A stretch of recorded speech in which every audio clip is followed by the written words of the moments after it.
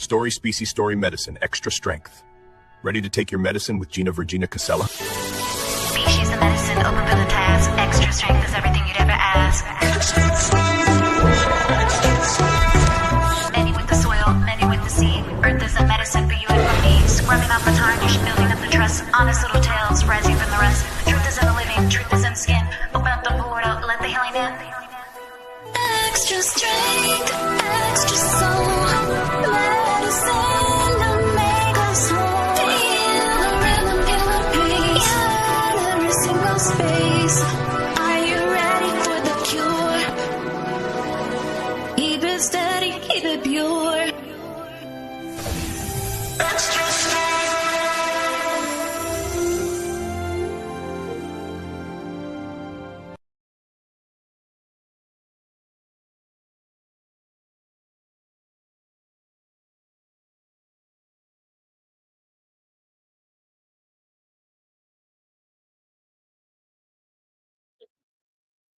Hey, Dragon Dreamers, Gina Virginia Casella here, and thank you so much for joining me today on Story Species, Story Medicine. I've got an amazing guest with me today, Laura Ferguson, also known as Starseed Lolo. That's her music name, and you know what? If you've been following me, then you would know that she was one of our dragon healers and dragon presenters at our recent conference, Summer Days, which was a huge success, and you can get the replay on my Buy Me a Coffee shop. So it's just such a thrill. And one of the reasons Laura was a featured speaker is because two of her songs were used for my first two mini movies. So if you remember what those songs were, you can put them in the chat, and in just a minute, I'll tell you what they were. I'll try to remember to tell you what they were anyways. So put that in the chat if you know which two songs of Starseed Lolo that I used for my first two mini movies. And we're going to watch those mini movies too today with Laura. So let me just read her biography here. There's so much to say. Laura Ferguson, MBA, Masters. She is a wife, very devoted mother, Air Force veteran. Under her musician's name, Starseed Lolo, she writes and sings EDM, Latin alternative, and hip-hop music. She also screenwrites the Starseed Voice podcast, which focuses on ASMR sound healing. She also channels bi-weekly on Michael Kopp's On the Energy That Surrounds Us, and bi-weekly on Thursdays with Jennifer Taylor in the UK. She had, on April 29th, Laura's Book Fest press release came out, so you can look into that. And she was also honorably mentioned twice in the Entanglement, Planet X and Mars at the Book Fest Awards, Spring 2026. So this is all very fresh. Laura, as I mentioned, was also featured as our Dragon Healer and presenter for the Summer Days Conference, where two of her songs were used in my first two mini movies. So does anybody know what two songs I'm talking about? And I see there's some comments here. We've got some hellos, and we've got Laura's link, and a link there too. Here we go. Okay, so one of the songs I used for my first mini movie called Lushing was Dark Night of the Soul. And then the other song that I used for the second mini movie was The Dragon. And it was a real thrill and pleasure working with Laura behind the scenes, because she also created the intro song for this, right? So in the last month and a half, 2 months, hopefully Laura's not sick of me by now, but we've been communicating so much for all of these reasons. So show us some loving. Visit Laura's page. The link that I put in the chat, it's super user friendly. This one here, I'll just put it on the screen for a moment. You can purchase Laura's music for like $1 a song. If you subscribe to Spotify, you have access to there. And Laura also offers services. So if you wanted her to create an intro song for your show that you host, or if you're making movies or something like that, then you can do that and she'll tailor it for you. So it's really cool. And I don't know if I mentioned this, but she also channels. And so if we have time today, we'll get into that. So I always have lots to say, and I always tend to get ahead of myself. So welcome to New Dragons. Let me bring Laura Ferguson here to this stage. Starseed Lolo. Hi, Laura. How are you doing today? Hi, Gina. I'm good. How are you? Oh, you're on pause. Am I on pause? Still on pause. How do I get off this pause? No. Uh-oh. What is going on? So just before we came live, there was like a scratching noise, but it was fine. And now I can't hear you at all. Is that on my end? Can somebody let us know in the chat if you can hear Laura? Is it just me that can't hear her? Okay. I'm going to go on YouTube and see. Oh, I can hear you. I can hear you. Okay. I don't know what happened, but all of a sudden, okay. I don't know what happened either. Okay. I unplugged my big mic too. So, okay, we've got sound. So, welcome, Laura Ferguson, Starseed Lolo. Thank you for being here today. Such a pleasure to have you. Thank you, Gina. I'm glad to be back. I'm excited about watching your mini movies again and hearing how it fits in and ties in with all the music and all that good stuff. Yes. And, it's just a matter of if, not a matter of when, folks are going to start confusing my work with Steven Spielberg, right? So just to put it out there, and it'll be your music on the first two mini movies. And so that's really fantastic. So I tend to be scattered. In theory, I'm organized. Let's just go over some pictures that I have here. So Laura's a returning guest. She's been on my show before. So if you want to scroll back into my playlist, you can find those shows. This special dragon picture is really special because the song that I was just talking about, the dragon, the credits there, all in the name of the Dragon Dreams Soul Tribe Collective. The conference that I was talking about, Summer Days, as you can see here, the top left, Laura Ferguson was featured, along with other Dragon Dreamers as well. And Laura did her presentation on the Starseed template. It was a phenomenal presentation, and Laura was really engaging with the audience. Again, if you missed it, you can purchase the replay. And I asked the presenters if they had a special message. And Laura, her special message was, imagine and create your reality. You manifest your dreams by taking action and following your highest passion. And I just love that, So, so how are you doing over there, Laura? Are you just clearing the energy, or I heard a dinging noise? Yeah, I hit one of my crystal bowls, but you know me, I love the sound stuff, and so it's always around me, literally. Yeah, I thought maybe it was intentionally or something like that, because usually I don't have internet issues, and I've been having some problems lately. Somebody was picking on Slavka and I last week or whatever it was. So anyways, not going to let that get the best of us.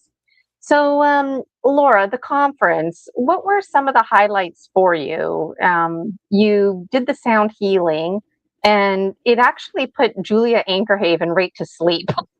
She commented in the comments that she was feeling very relaxed and that she felt like she was going to go to sleep, and then we didn't hear from her for a while. I thought it was very peaceful. I felt like I was a baby or a small child, and I felt like I was being nourished. Like my mom was around me, and everything was fine, everything was safe, and my mom was like singing, just kind of making little noises. So that really resonated with me. How are you feeling about the sound healing that you provided?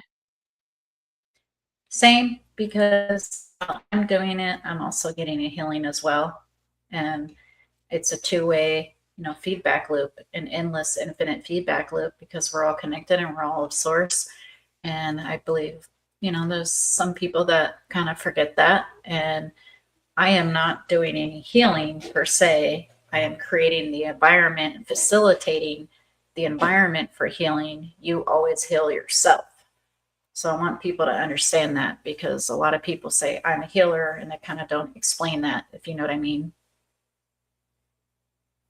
Yes, I totally know what you mean. And thank you for saying that, because I forget to mention that myself often, because I identify as a healer, but for what it's worth, I really don't do anything. It's the client who lets it in and ultimately heals themselves. And I forget even to remind people, because that's how powerful we are. And we can choose to let it in or not. So when we're co-dreaming, we're also co-healing. And so a lot of the presenters got really emotional about their presentations, because it was the first time they put it together in a structured way. And they're commenting that when they were sharing their story medicine, they were actually receiving healing just by having an audience to bear witness to it. And I haven't had a chance to chat with you since the conference, and so you're in synchronicity with that, and your comments about also receiving healing. And I love the I'm not one to get hung up on words, but facilitator, because ultimately you create the environment, and people let it in. What about your presentation, this star seed? Do you want to just maybe give a quick summary in case somebody out there wasn't able to make the conference? Yeah, so for me, I call it the starseed template, because I channel mostly another version or the higher self that shows itself in an extraterrestrial light or in a starseed light. And so for me, it's a starseed template because that's what it's related to. And it's basically about spiritual awakening. And I had a crows following me, and then I literally saw this on Gaia TV being described the same, which led me to the song The Dark Night of the Soul, because it was described as a nigredo stage in Latin, meaning black, or as some call it, depression, and it's the first stage of awakening for Dr. Carl Jung. And this all ties together. And so, long story short, I realized that we're all awakening. We all are conscious, and we all, at some point in our life, whether we call it a midlife crisis, which I don't really like that word for it because it has negative connotations, but we're all having a spiritual awakening. And so we're not alone.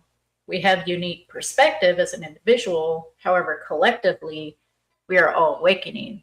The question is, do you realize? Do you lead to that point? Do you go down that rabbit hole when you take the red pill, so to speak, of the matrix? Yes, that's a great way to sum it up. Those of you who weren't able to make the conference. And, whenever I hear that word template, I always think of original. And the original can be altered, right? But I think back to like early in my teaching career, people would talk about templates, and that was intimidating. So I was like, oh my God, I don't have a template. What is this template? And things like Canva and whatnot were not available back when I started my teaching career. And so having a template, like an original of something that you could work with and even cut it and paste it like physically, that's what I think about. And then in a very positive way and also in a very negative way, I see the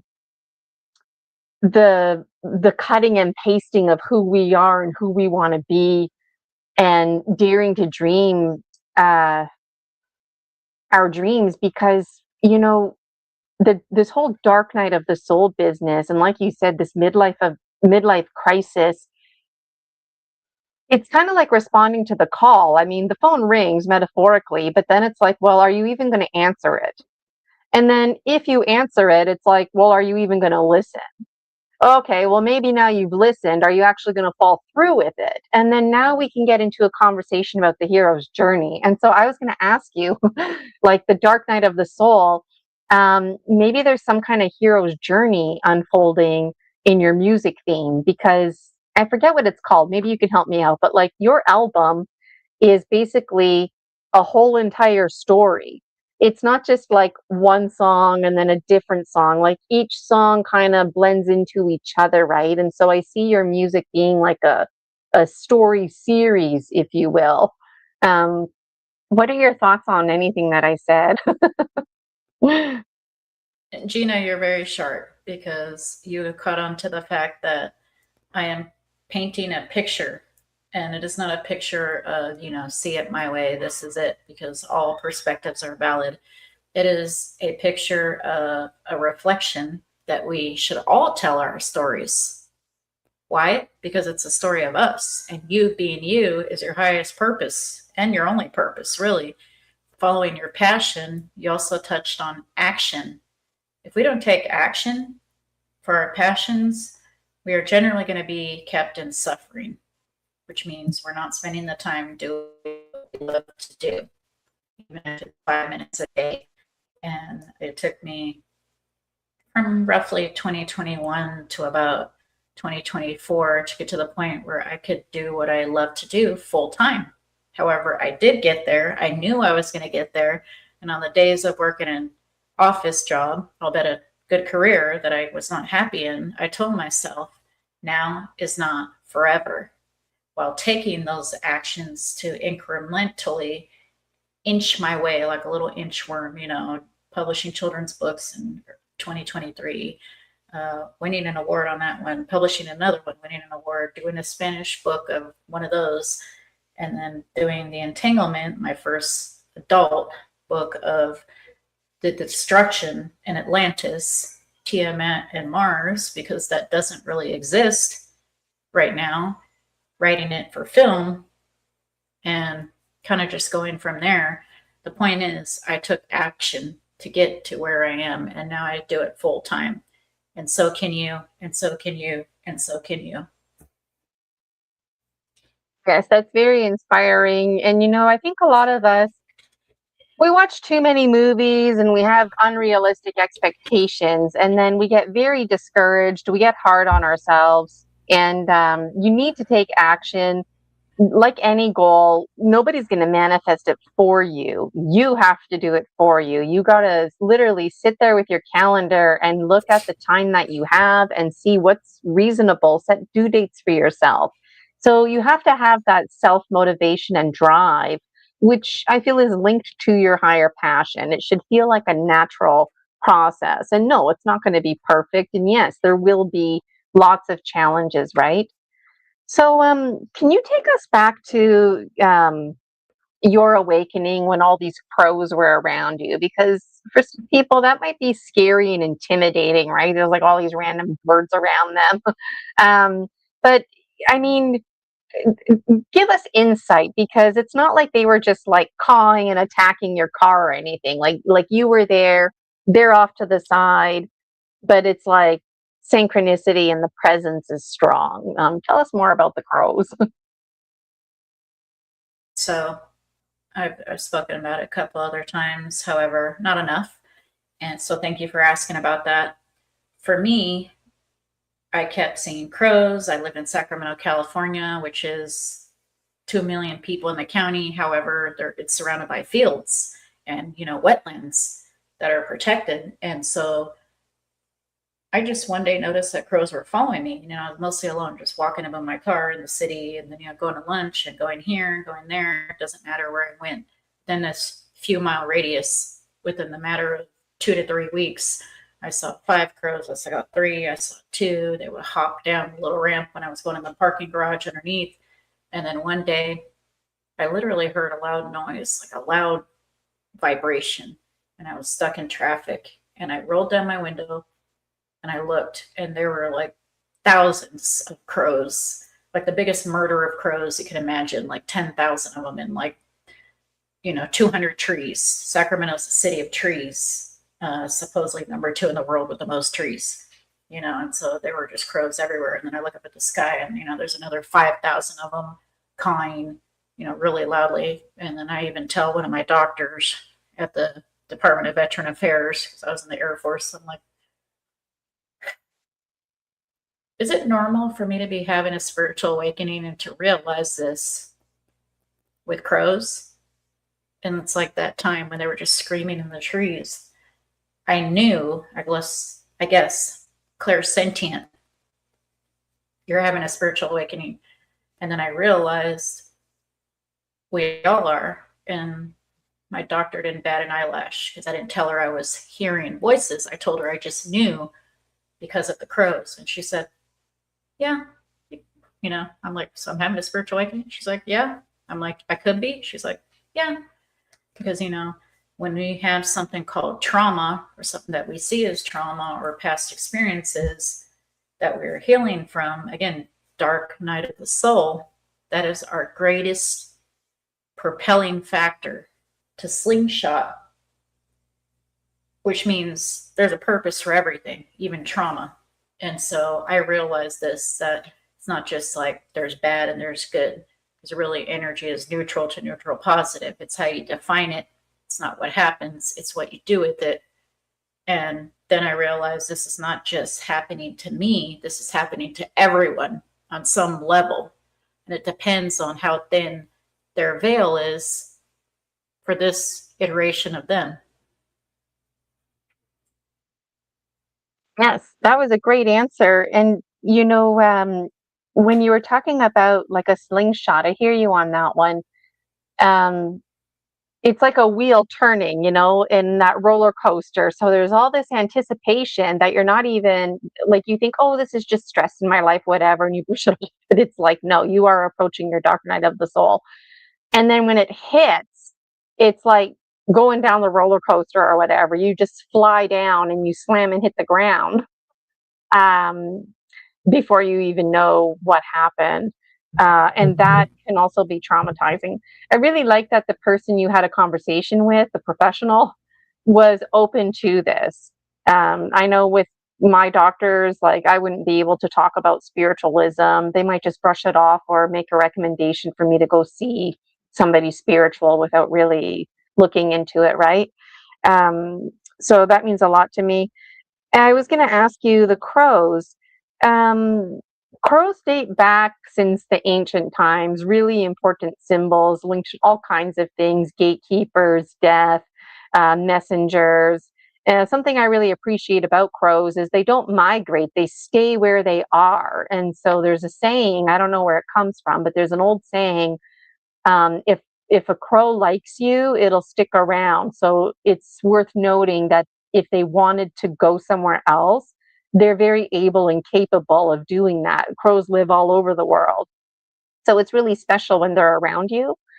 But for somebody to have like thousands around them, it's like, whoa, you know, it's like clearly there was lots of messaging going in.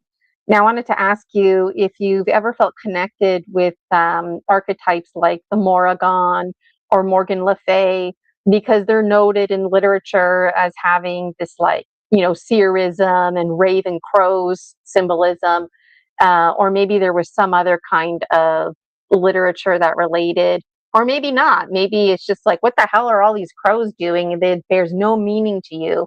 I guess to clarify my question is, did crows have any symbolic meaning to you before this experience? Not really, other than pushing me to get a DNA test done because my dad is a Mexican Native American and I wanted to see how I'm indigenous am I really. Turns out I'm about a third, 29-30%, just under a third. And after realizing that, I'm also like 11% North African, 4% African, and then the rest is European for my mom and a little Spaniard for my dad. But either way, I realized that when I started channeling, which came from meditation and hypnosis, even of myself or QHHT, or the practitioner or hypnotist, you know, type of individual such as yourself, which I have a couple of those on YouTube. One of them was really funny because I said, I am Julius Caesar. And in a recent channeling, I explained, I am not literally Julius Caesar. However, in that moment, because we are likely under the same oversoul, I was able to like borrow the information like a computer and experience Julius Caesar temporarily, because a lot of people were like, I am Cleopatra and I am this and I am whoever. And there's a lot of misinformation about that out there in the community. So I just wanted to mention that.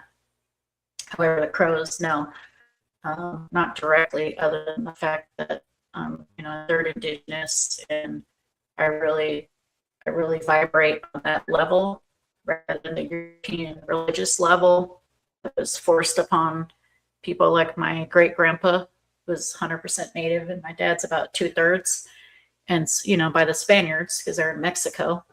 And I'm part Mayan, South American, and Nahuatl, which is Aztec, and so all mixed in there, all three of them. And so it's kind of funny too, because when psychics read me, they almost always say, "I see the Indians, I see the Indians," and I'm like, "What about my 60% European, relatives?" But the Native American side sent the crows to me via the ant people, which are extraterrestrial insectoids that helped, part of my family there, like in the southwestern desert, on down to Mexico, because they're underground interdimensional beings that love places like the Southwest, the Grand Canyon, the Rocky Mountains, Mars, those kinds of places. Oh, that's really special, and I feel like when we investigate our history, that's part of responding to the call, whether we're conscious of it or not. There's something within us that's saying, look into your ancestry. There's some kind of message or map or clue. And going back to what you mentioned earlier, when you have a goal, one baby step at a time, right? Like this is all part of those baby steps that we may or may not even be aware of. So I find that really interesting. When you're channeling, going back to your comment using Julius Caesar for an example, so so when you're channeling Julius Caesar, or anybody, you're like the hollow bone, so to speak, where, just to oversimplify things, and I mean really oversimplify things, somehow your spirit energy field moseys on over to Julius Caesar and taps into the mind and the thinking. So if I ask you a question about like, hey, Julius Caesar, what's your favorite food choice or something? You could tell me, but would you be reading Julius Caesar's mind, or would Julius Caesar be like, oh, I'm having a thought, somebody wants to know something, and now I'm talking and I'm not even sure what's going on? Like what's happening to Julius Caesar when you're channeling, I never thought about it. It's just reading the energy, just like how we would do any other reading, whether it's Akashic. It's kind of like reading the Akashic records. And I had a dream about Britney Spears, which told me that we're under the same oversoul too. And no, it's not only like famous people, but sometimes it's a no-name sea captain, or I was a Scottish queen or something like that. And so it's not always going to be someone glorious and, as we see as famous or whatever. But whoever comes through via the higher self, everything is source. I let it come through. I don't stop it. Who needs to come through, or, entity, whether it's extraterrestrial, somebody like that, I let them come through.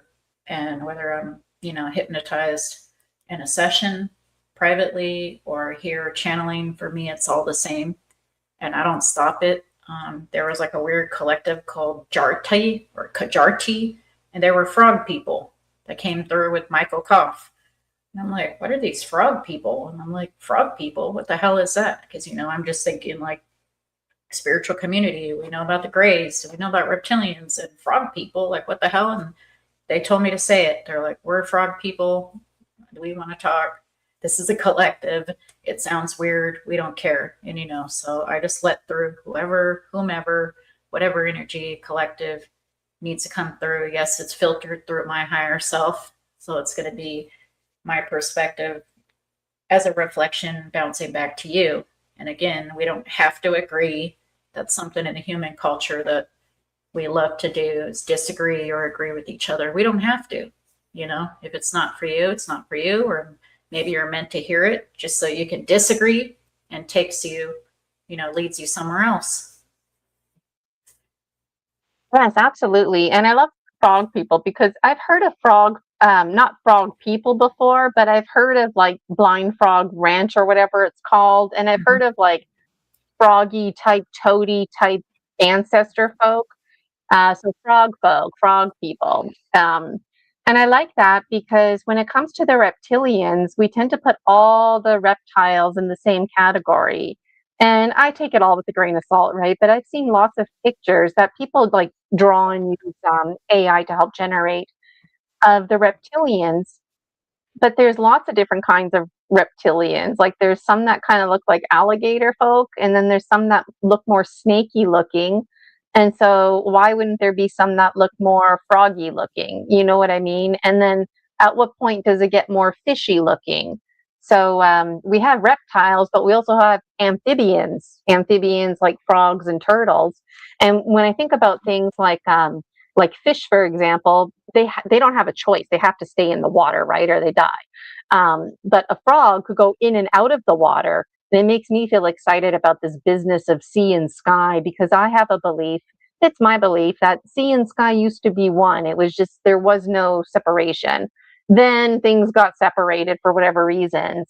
But there were folks like amphibian folk that I feel a close connection with because I resonate with the in between places, which I feel you probably do too, because of your channeling. Um, so I just think that's cool. And also because frogs and toad have medicine, which often gets communicated as drugs, right? People are getting high and licking the backs of toads.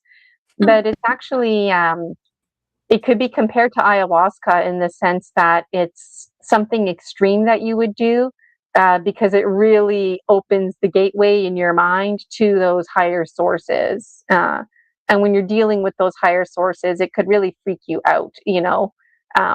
And you need to know what you're doing too. Like you're mixing around chemicals, right? So, anyways, that inspired my thinking. I love to think.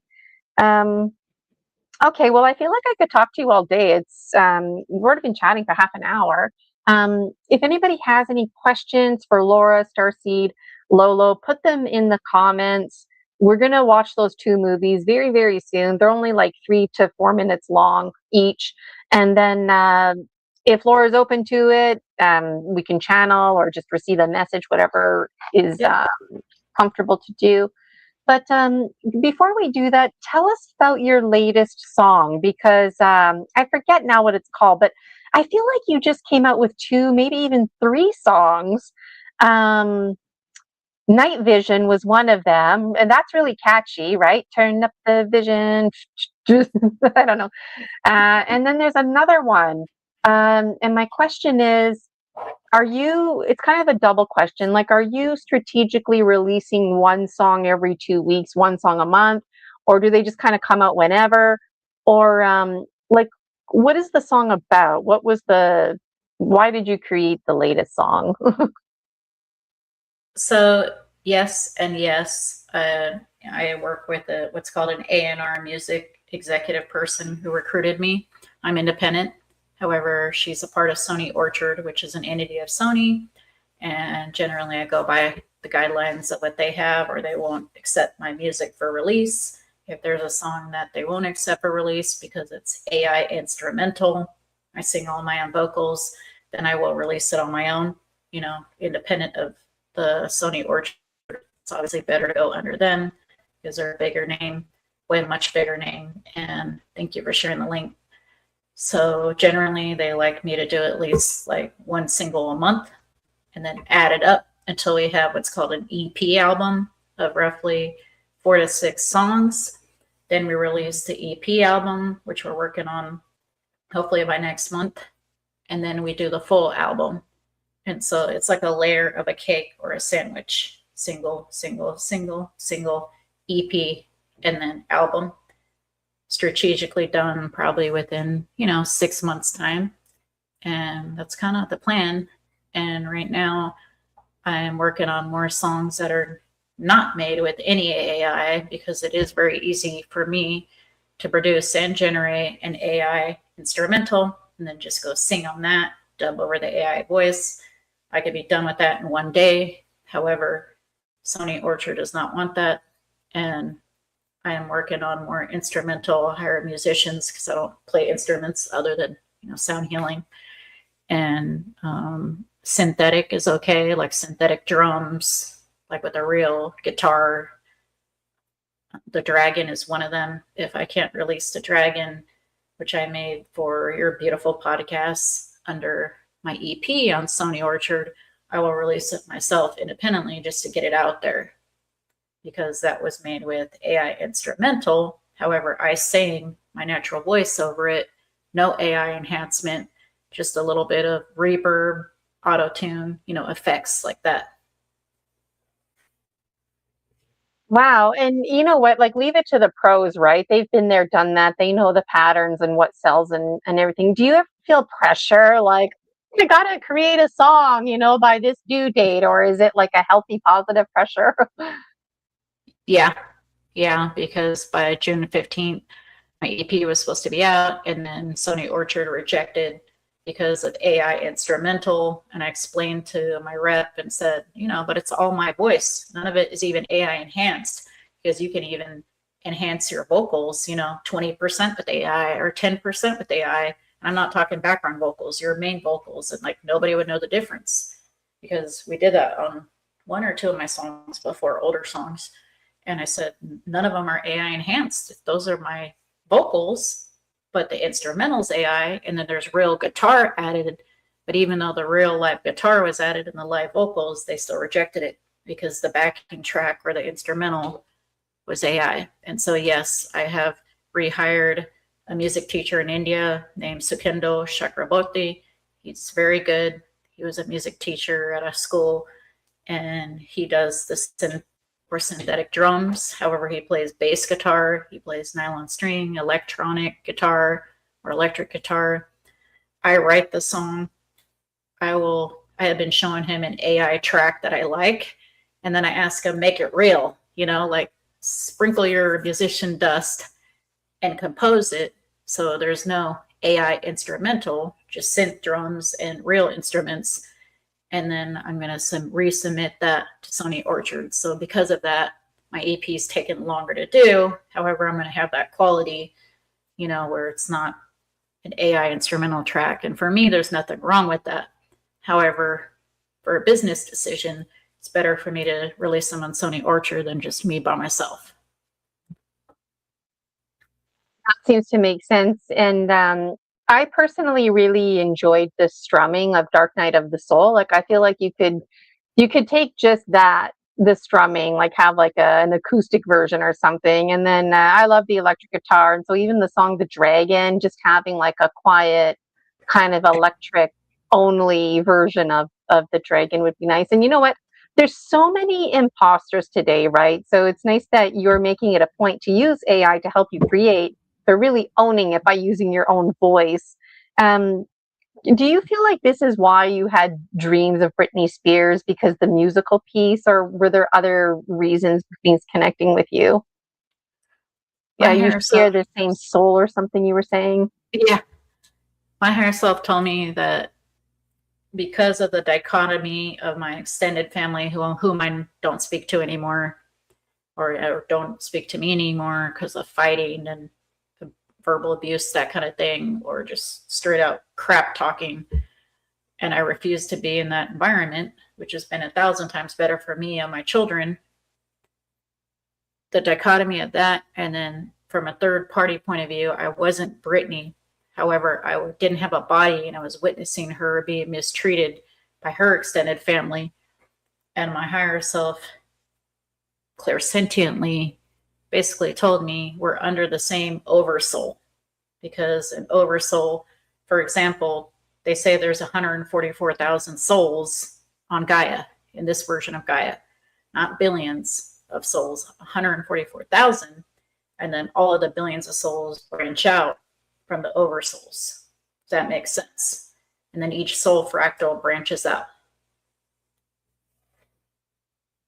I wonder if that is simultaneously the starred seed template, not to overthink things, but that's what I thought about. Like, you have your master template, like the master soul, and then it kind of has like babies, like you have like the mother load, if you will, and then it all like kind of splits out. That's really interesting. And hi, Danny, see you there in the in the chat. And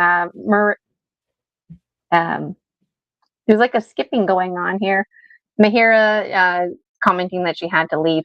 Wow, that's really interesting. And then I wrote clairsentient, and I kept circling it when you were talking, because I feel like, yeah, clairsentient, you just have these like thoughts drop into you. You don't hear voices.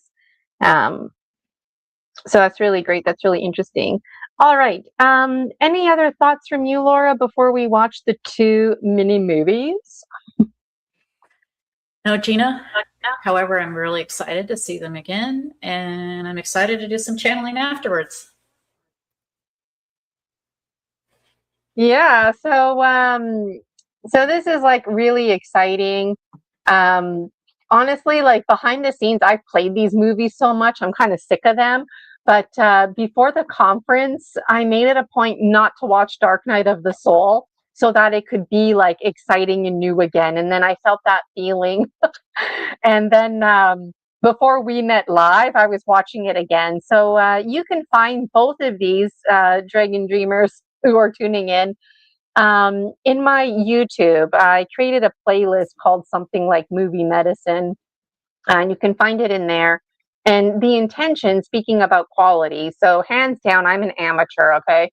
But the intention is that I'm creating a bunch of mini movies, see what folks are interested in, and then maybe transform that into a longer, lengthier movie that's better quality. So the first movie I did all by myself, and something I'm really proud of was like trying to match the beat of the song with a new slide. That was a bit challenging for me. And at one point, it just kept skipping. It would just skip like an entire sentence of the song. So behind the scenes, Laura probably sent me the link like a million times over, but it did eventually work at one point. So if you're an amateur like me, do not be discouraged, okay? And speaking of being an amateur, I guess if somebody was an amateur musician and wanted to create music like you, Laura, do you offer mentorship? Can they find that on your website, or just spontaneously create it if someone out there is interested? They can always reach out to me, starseedlolo.com and Starseed Lolo Music on like all platforms other than X. And I'd be happy to help them. If it's just a few questions, I'll just, point them in the direction. Go to BandLab, download the app. You're at a free studio to make songs. There you go. Get a microphone, headphones, and you're good to go, which most people have anyway. Talk on the phone. If it's something more in depth, then we'll talk about, a package or something like that. I think that's really cool, because I forget myself sometimes, but going back to like our conversation earlier, achieving goals, we forget that somebody else is 500 steps behind us and at their wits' end wondering, like, what is the next step? Who do I talk to? What link do I visit? And it's like all fresh in your mind, right? So, okay. So when I play this movie, it's going to remove both Laura and myself from the stage. This one is movie number 1. I did it all by myself. Dark Night of the Soul is the song, and the song is called Lushing. Okay.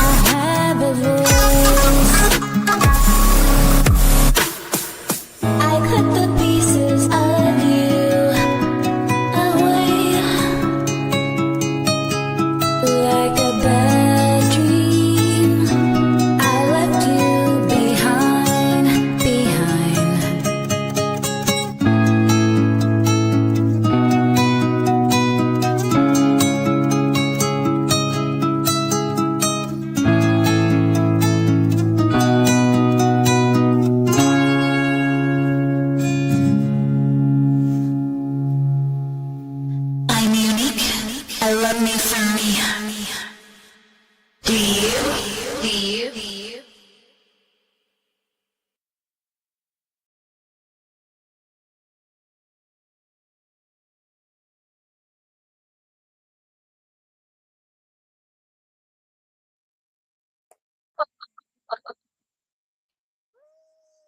That was great. Thank you. So I was watching it and I was actually feeling uncomfortable because I was like, it's not about the images, hands down, they could be better, but like that is a really scary story. And so if anybody is tuning in, you can read the story. I have it for free on my Buy Me a Coffee. So you go in the shop to get it, but it's free. And you can also find it in book 8, Scary Dreams. It's based on a real nightmare that I had. In fact, all of book 8 is really scary. And I just, wow, like I feel like maybe after people read it, they'll see why it's so scary. But this next one isn't scary.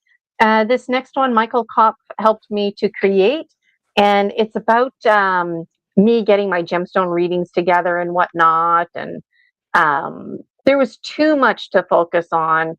So let me just play it.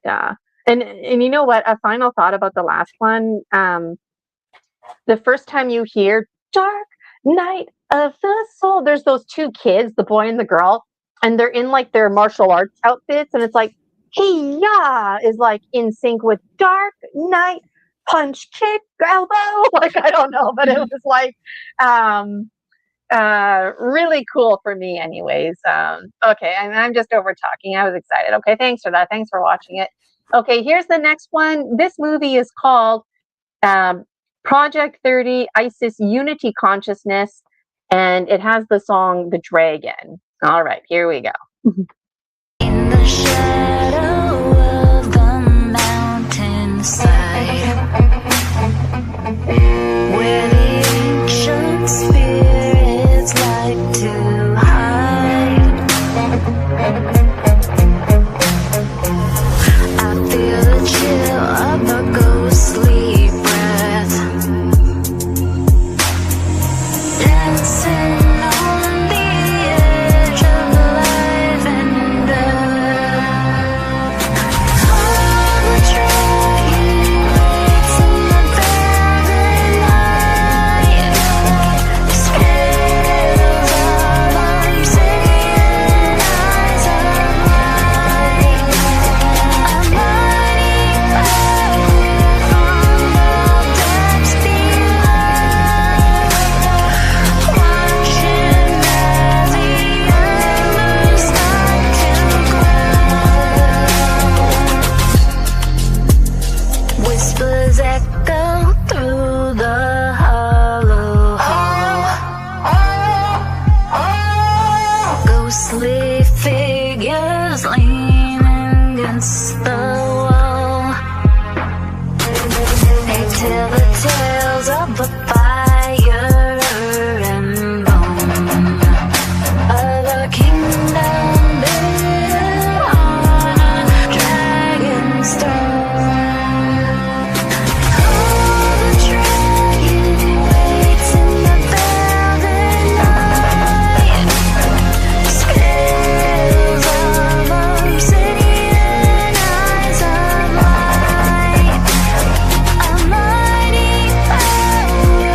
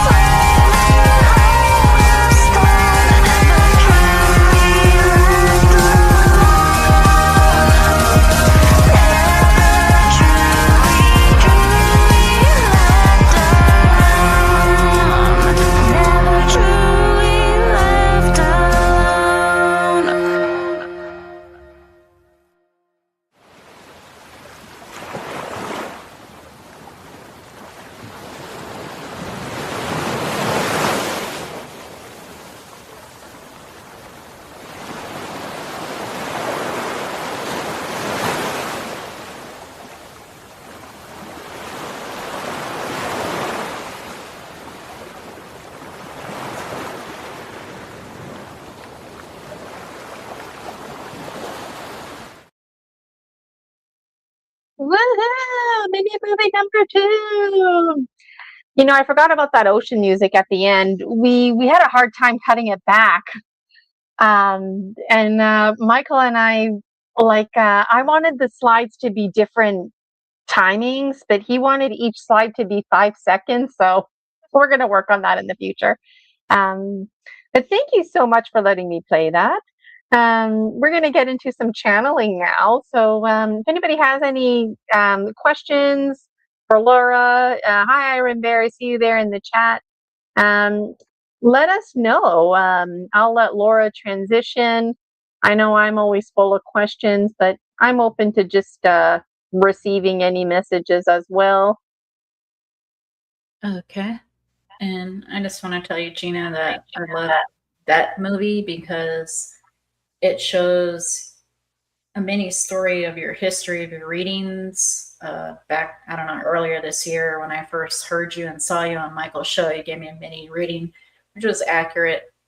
However, more importantly, when I heard you and then I saw you, I'm like, that woman is a seer, S-E-E-R, a major seer. And you just have beautiful energy, so soft, however, strong at the same time. You know, the perfect balance of masculine and feminine, which I love, and just so beautiful inside and out. So I just want to point that out. And thank you for that. Yeah, you know, the video, like, I mean, we could spend a long time just talking about those videos, right? But the second one, like, I was really down in the dumps, not well with my health, and then the whole gemstone thing started unfolding. And when I started sharing it with the world, I was a bit shy, but it was well received. But then when I started talking about how I wanted to put movies together and conferences, oh my gosh, like that one slide where the girl's all crying, like that was me. It's like, what is going on? Like I'm trying to do something positive, you know, but it's just a clear not in right relationship and how epigenetics matters, you know. you got it. Yeah, so thank you for that. I appreciate that. You're welcome. So I'm going to do a very short sound healing, and then when you need to bring me out, just give me a, you know, a heads up, like it's like this is the last question or something like that. Oh, okay. Yep.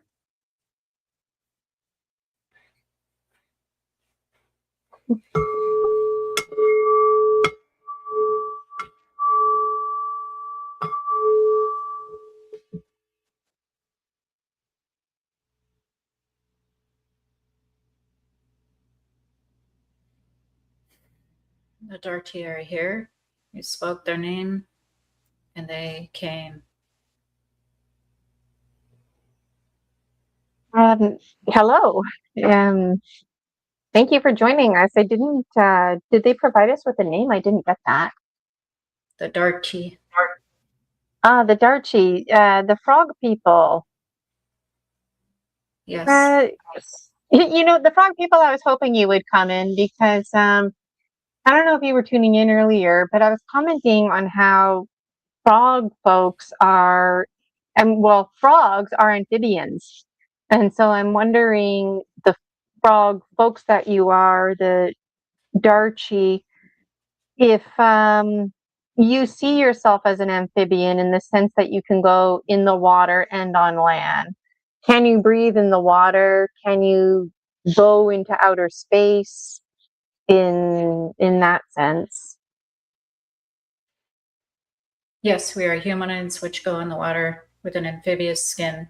And we also have, as you call, spaceships in multiple galaxies, in multiple realities.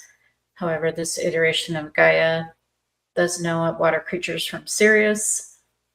While that is true, we are throughout every infinite reality. Interesting. Thank you for that. And I'm very curious too. I can't help but wonder, like the frog life cycle. So frogs are born, you know, as an egg, and then they become a tadpole, and they actually have a tail, right? And then the tail, it outgrows it. It just becomes part of the body.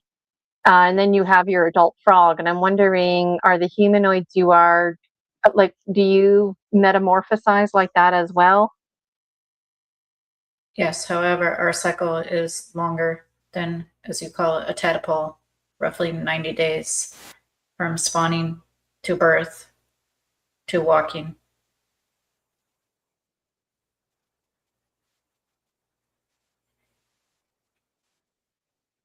Okay, that's interesting. Thank you. And then I'm wondering too about medicine. Toads and frogs are known for having medicine on their body for two reasons. One, because they swim in polluted areas, but also when frogs feel scared, they perfume out a protection, and that protection is toxic. But then people will use that as medicine. And I'm wondering, does your skin perfume out toxins that folks like myself could use as a medicine? It doesn't, as you are maybe referring to items such as Cambo. Cambo is taken on Earth via the frogs, the poisonous frogs from the Amazonian forests and whatnot, and other tropical areas throughout Southeast Asia and Asia, South America, Central America. However, those are like very, very, very, very, very, very, very distant cousins, and that mainly our body is humanoid and our head is amphibious, with abilities to be able to not only swim, breathe underwater, and to also walk on land.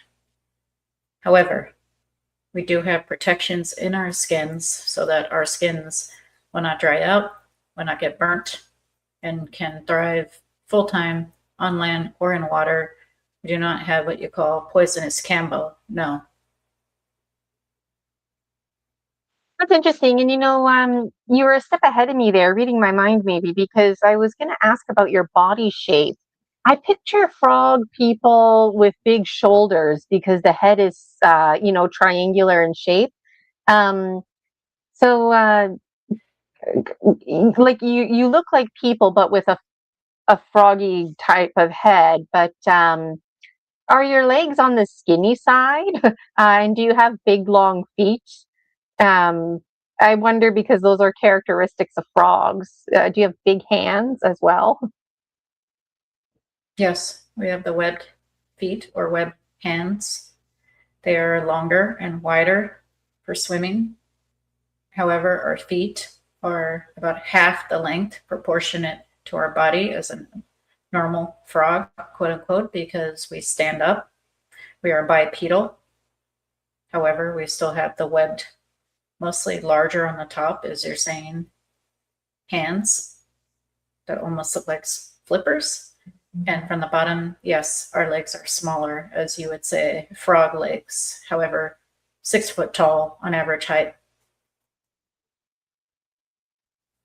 Interesting. Thank you for that. And what about your eyes? Because frog eyes are known for being very large. Are your eyes very large as well? Yes, roughly 2 to 4 inches diagonal on each top side of our head. We can see behind us, on the side of us, and we have a slit of a clear cover, which allows us to see underwater. Wow, I almost feel like the biological one known as Laura is going to have to get the transcript from this episode and make a book or something, or some kind of little oracle card, messages from you folks, because this would be helpful for a description. So, so I'm also wondering about your tongue. I wonder if it's a forked tongue. I wonder if it comes out like a frog. Is it Roughly 2 sticky? feet. Yes, sticky, roughly 2 feet. Slender, more slender on the tip of it to extend. Yes, it does roll up. However, it's not to the point where we cannot speak. 99.9% of our communication is telepathic. This is telepathic via the entity known as Laura or Lolo, Starseed Lolo, because she is one of us and we are one of her. So are you, which is something we think is important to mention. Well, it's interesting you say that because you may or may not be able to answer this, and it's okay if you can't. But in my dream life, which I feel is part of my past life and alternate realities. There's two folks in particular. The lizard lady. I'm part lizard. I'm not a frog. I'm not a mermaid. I don't know what I am, but I'm some kind of lizard folk. And then also there's another archetype where I'm this goldfish dancing on land. And both of these archetypes, even the goldfish, it's like amphibians. I can be in the land, on the land, I can be in the water, but at some point I need to get in the water, at some point I need to get back on the land. But anyways, I'm wondering, like, do you know the lizard lady or the goldfish dancing on land? Or maybe just focus on the lizard lady first. The lizard lady used to take eyeballs. She had a forked tongue. She was humanoid. And she was isolated, might have been the only one of her kind on this planet, if it was this planet. And the Homo sapien folk were evolving, and she felt uncomfortable about behaviors like rape and stuff like that. And they would come to her for help. And anyways, to make a long story short, she would take an eyeball to change perspective. And then she learned that that wasn't the right thing to do. And, she made peace. But I just, who are her folk? Like, do you know her? Do you know who her folk are? Who's her family? Star family. Whatever information you have, I'm open to it. Not much on the goldfish, however, on this reptoid, which is a humanoid reptoid, which we are seeing portrayed to us, showing herself with red eyes and purple skin or purple scales. She is of, as you're saying, amphibious. However, she is also reptoid, much of a hybrid of reptoid and amphibian, with ties to Alpha Draconis, which is part of the dragon energy which you carry, which has to do with Kundalini activation and awakening, love of snakes, the infinite universe, the spiral which goes on forever, the repeating numbers, all the synchronicities, everything in the Project Isis 30 Unity consciousness, yourself as a container. This is another iteration of you, which is why you are tied to her. She is also one of your spirit guides. And as you said, she has started experiencing what some quote unquote call the dark side, and has flipped her consciousness to white healing magic. This is another thing that people in the community speak of with a lot. It is love and light. However, this is not true. Everyone, including our collective, have had quote unquote, as they say, dark lives, because there are two sides of the same coin. And this is something that we love to point out. That's very fascinating. Thank you for that. I feel like I could ask you lots more questions just on the lizard lady alone and her time period, and lots of other storylines. Okay, so the goldfish dancing on land. The goldfish dancing on land was persecuted by some ET folk. So to make a very long story short, what basically happened was, there was no such thing as the moon. There's just sunlight only, and the sun would rise and then set, and it created shadows. And this fascinated the goldfish dancing on land. This goldfish was on life high 24/7. Okay, that's why dancing on land. And the goldfish basically started dropping big stones, which formed a clock, a big circle. And that attracted the ET folk, and they came here demanding answers that the goldfish pretended that he didn't know, but knew the answers, in the sake of protection. So I was wondering, if you can tell me about this clock, because I was wondering, is that like a monument that can be found today on planet Earth or somewhere else? It is a symbolization of an archetype of the all. in you being in what they call the video game matrix experience. The experience of time is real. The experience itself, however, time and space are not real. Therefore, the clock is there to remind you that you are an infinite being, albeit subject to time in your experiential frequency, which is anchored by your essence, your energy. Roughly 2% is having the human experience, while roughly 98% is with source. Therefore, the clock symbolizes, quote unquote, what's really happening. Time is not real. It is just an experience, and is something which you love in particular because you're a master at mastering time and time management and production and organization skills.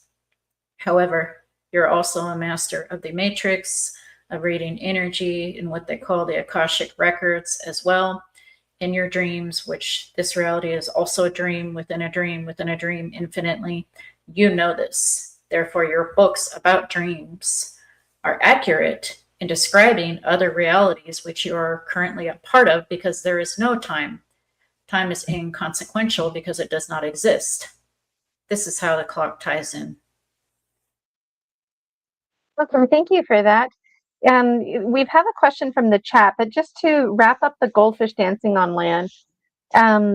So another really long story short, after the goldfish died, so the ET folk refused to allow the goldfish to go back into the water. So eventually the goldfish on land dehydrated and died.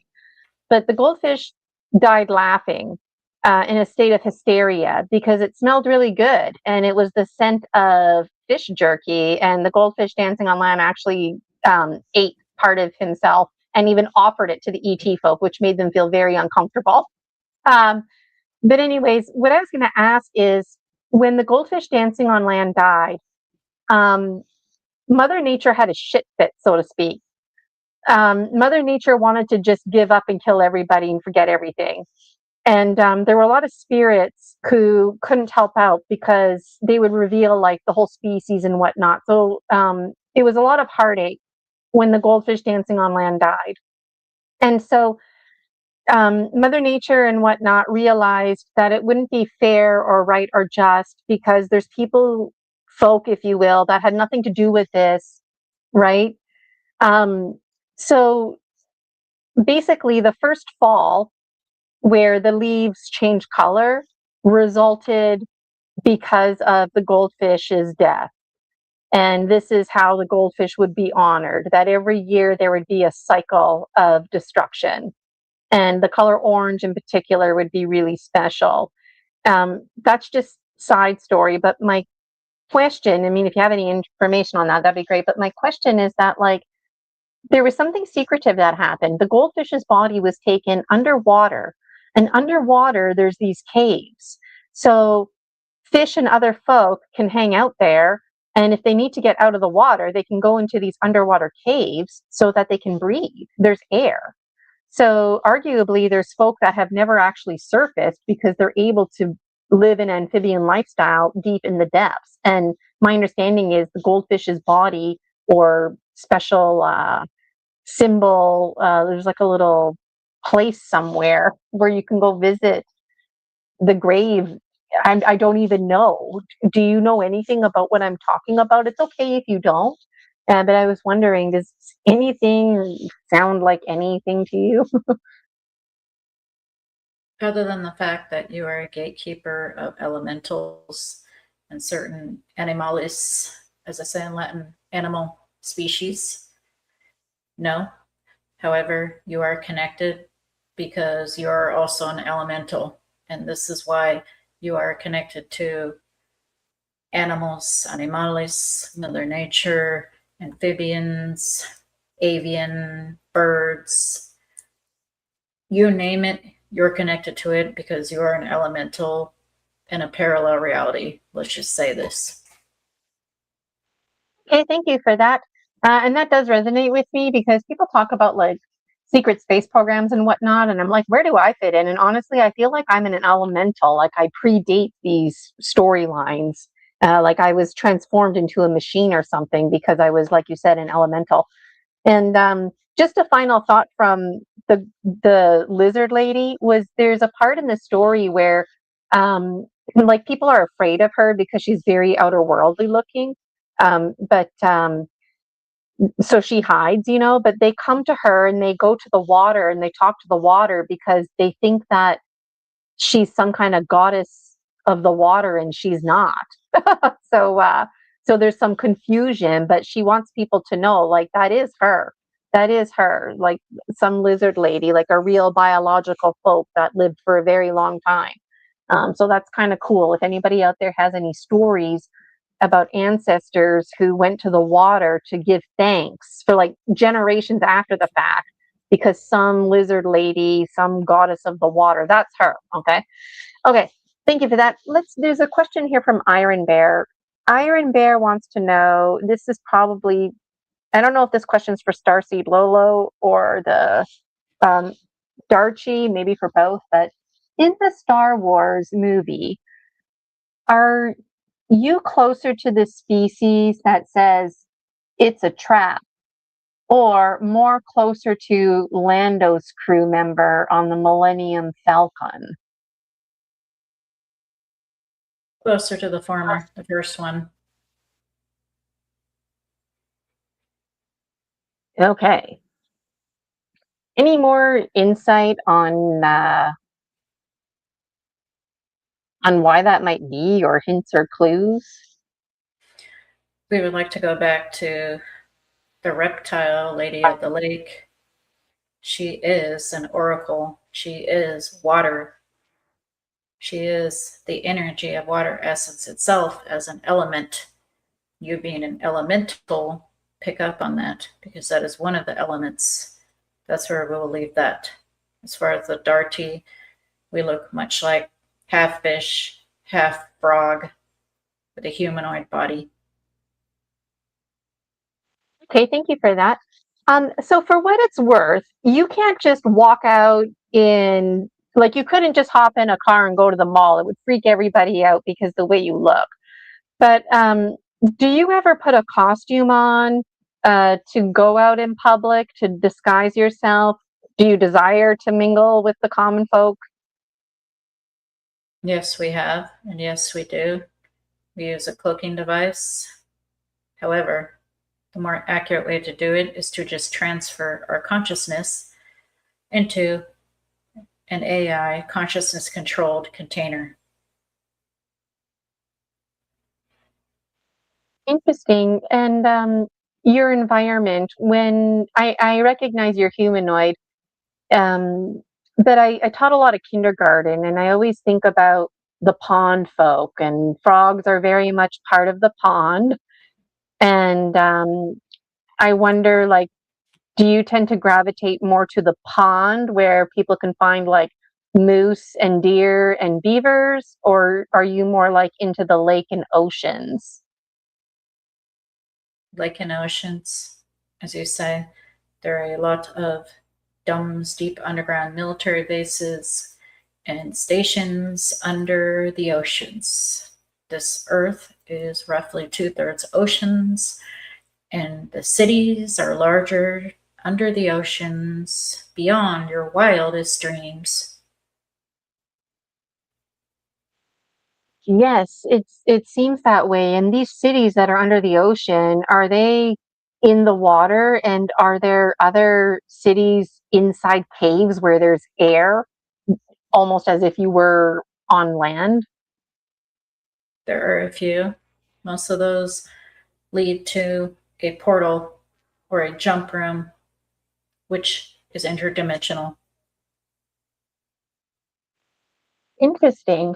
Um, I wish I had more time with you because I never really thought to ask questions about my book series. And now I'm like, what about this person? What about that person? But there's one archetype called the Purple King.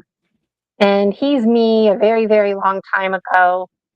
And he's really connected to cats.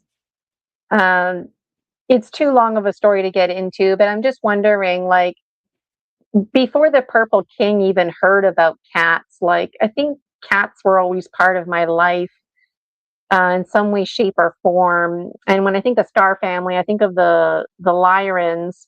But I'm wondering, are there any other cat folk out there? Are we just putting all the cat folk into one category like we tend to do with the reptilians? Correct. There are multiple species, infinite number of species, and infinite number of realities of various different cat beings. However, the ones, which this version of Gaia 2.0, in the lower fourth dimension, we are a higher fifth dimension, are known of are Delirians. Delirian cat people don't just have lions' heads, they also have tiger heads, solid color heads, and different species within the species of their own species. Yes, thank you for that. I'm always full of questions, but I know we've been chatting for a while now. One more question, two more actually. Do you ever feel annoyed? Like, do you ever just feel like, ah, geez, like I wish this whole planet was like, instead of Homo sapiens sapiens, basically, ruling this planet, going to work, driving the cars, colonizing the land. Do you ever wish that it was your folk, the Darchies? Yes and no. We'll be honest. When humans turn on nukes, we are not too crazy about that because this affects every dimensional space and time, reality and actuality, which is why the grays and whatnot, evens, shut them off, even if they're just doing quote unquote testing. And which is why there will not be a nuclear holocaust, no matter how much fear mongering might be out there. If you choose not to hear fear mongering, you won't. Keep on scrolling, as they say. However, we have unconditional love for humans because you are another version of us. We are another version of you. Infinite means infinite. Unconditional means unconditional. Yes, forever and ever and ever. I have so many more questions for you. I know I said, one more, two more, but what if things like hygiene, like brushing your teeth? Do you have teeth? Do you, how do you freshen up? Are you into things like makeup and hair dye? Do you wear glasses or contacts? We do not need Do you glasses smoke or cigarettes? We do not prefer to use substances to pollute our body. We also have genetically modified elements such as perfect vision from death to birth. We also have the option not to have an amphibious body or any body at all. We also have echo chambers, which you describe as like a medical bed. Therefore, we can be 500 years old and look as if we're 5 days old. We also have other options for consciousness body containers. Again, we can be what you call artificial intelligence, moving our consciousness. We can be even a human-looking consciousness. We can be any extraterrestrial consciousness. Bodies, including artificial bodies, non-organic or organic, are optional since we are upper fifth dimensional beings. Oh, that's fascinating. And Rogelio is just tuning in with us here, and he's wondering what's going on. Rogelio, we are channeling with the frog people, the Darchies. So if you have a question, put it in the chat because we're going to be saying goodbye to them shortly. But if you have a question, there's a few of you tuning in live with us. Put it in the chat. Don't be shy.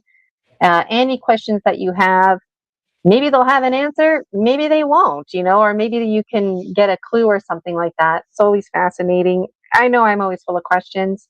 I'll just ask maybe a few more questions while people are waiting, and then we'll formally say goodbye. Oh, good. We got one from Rogelio. Okay, Rogelio is wondering, does quantum engagement cross over dimensions? We assume you mean quantum energy, quantum mechanics. Source is all. The all is the all. there actually are no dimensions because it is all one source, such as spoken by the law of one very often. However, the experience of different dimensions is a true experience. And yes, all dimensions have quantum energy, if that is what you're asking. He wants to know everything. Everything. Well, Everything is source. That is everything. You are of source. There is no good and there is no bad. Everything is of source. Two sides of a coin. There is no dark. There is no light. There is only source. However, the experience of the dichotomy of the yin and the yang, the evil and the good, the light and the dark, is just an experience. and I didn't realize there were different kinds of dimensions. Well, I mean, there are no dimensions, but initially, like the question was, does quantum engagement cross over dimensions? And you were like, this kind or that kind. Can you say those again? If you're talking quantum entanglement, yes, everything is entangled.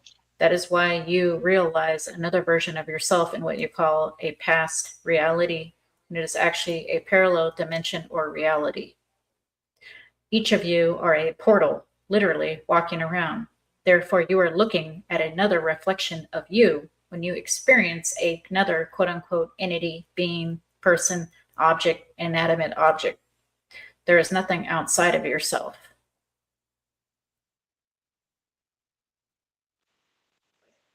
Thank you for that. So there's no more questions coming in from the chat, but for what it's worth, something that I wanted to say last time, but I guess I was not shy, but just uncertain. And I wanted to say this too with Soma Ra, with the Pleiadians.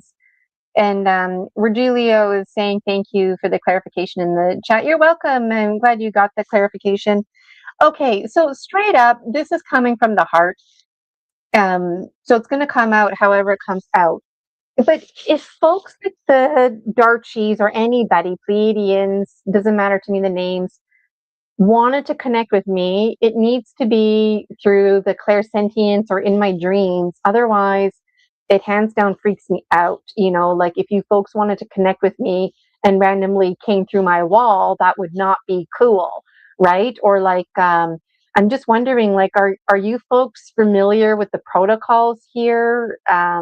Like, if you wanted to connect with somebody, like Rogelio, for example, how might you do that in a way that doesn't freak us out?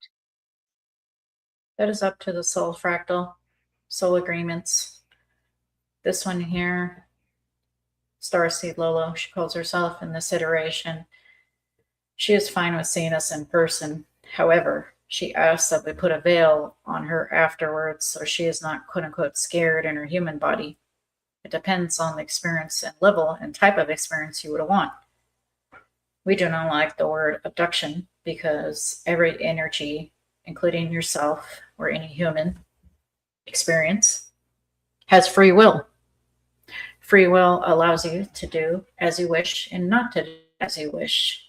If you would like us to visit you in the physical, we will. If you would like us to visit in your dreams, we will. If you would not like to see us jumping through a window or walking through a wall, we won't. However, in dream time in the astral world, unless you are trained or aware of lucid dreaming, what will happen will happen.